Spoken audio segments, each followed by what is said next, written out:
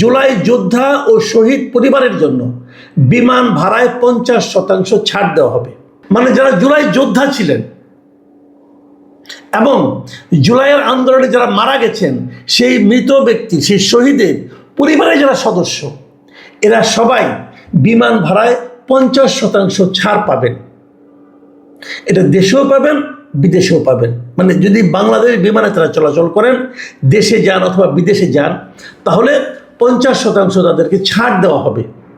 কেবল তাই না, যে 36শে জুলাই বলে ওইটাকে মাথায় রেখে পর্যটন কর্পোরেশনের মালিকানায় যত হোটেল আছে, ওনারা যদি সেই সমস্ত হোটেলে কখনো যান, আজীবন তারা সেখানে 36% কমিশন পাবেন। এই দুটো কথা তারা ঘোষণা দিয়ে আসছে।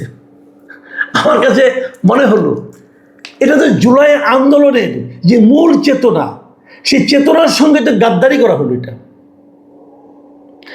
আপনারা যে কাজটা করলেন সেটা হলো যে জুলাই শহীদদেরকে দিচ্ছি, জুলাই যোদ্ধাদের দিচ্ছি, এটা নিয়ে তো কেউ কোনো প্রতিবাদ করবে না, অতএব আমরা এটা দিলাম, আমরা মহান হলাম, আমরা দেখালাম, আমরা অনেক কিছু করলাম।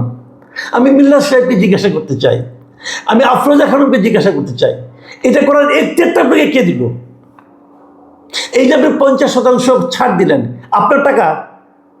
এই যে আপনি 36% কমিশন দিবেন, এটা আপনার টাকা, এটা জনগণের টাকা। জনগণের টাকা ছাড় দেওয়ার আপনার এখতিয়ার কে দিল? এবং তারও যে বড় কথা, আপনি এখানে দিবেন কেন? এটা দেওয়ার মাধ্যমে আপনি আবার সেই কোটা ব্যবস্থা চালু করলেন। যদি মুক্তিযোদ্ধাদের জন্য, মুক্তিযোদ্ধাদের পরিবারের জন্য কোটা দেওয়াটা অনিয়ম হয়ে থাকে, ভুল হয়ে থাকে, প্রতিবাদযোগ্য হয়ে থাকে, তাহলে এখানে কোটা দেওয়াটা কোন বিবেচনায় গ্রহণযোগ্য?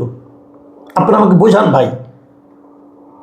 আমি জুলাই যোদ্ধাদেরকে কিন্তু অবমূল্যায়ন করছি না। জুলাই যোদ্ধা হিসাবে, জুলাইয়ের শহীদ হিসাবে যার যা প্রাপ্য আপনারা দেন, কোনো আপত্তি নাই। কিন্তু কোটা কেন? এইগুলি ঠিক না। মুখে যা আসবে তাই বলবেন, এগুলো ঠিক না। একটা গোষ্ঠীকে খুশি করার জন্য যা ইচ্ছা তা দিয়ে দিবেন, এটাও ঠিক না।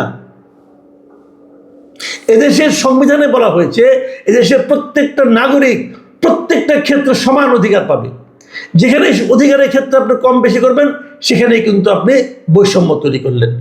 এই আন্দোলন ছিল বৈষম্য বিরোধী আন্দোলন। বৈষম্যের বিরুদ্ধে আন্দোলন করতে হবে কেন? বৈষম্য থাকবে না, এটাই নিয়ম। আপনারা নিয়ম লঙ্ঘন করছেন। আপনারা মন্ত্রী থাকার যোগ্য না, কারণ মন্ত্রী হয়ে আপনার নিয়ম লঙ্ঘন করছেন, আপনি সংবিধান লঙ্ঘন করছেন।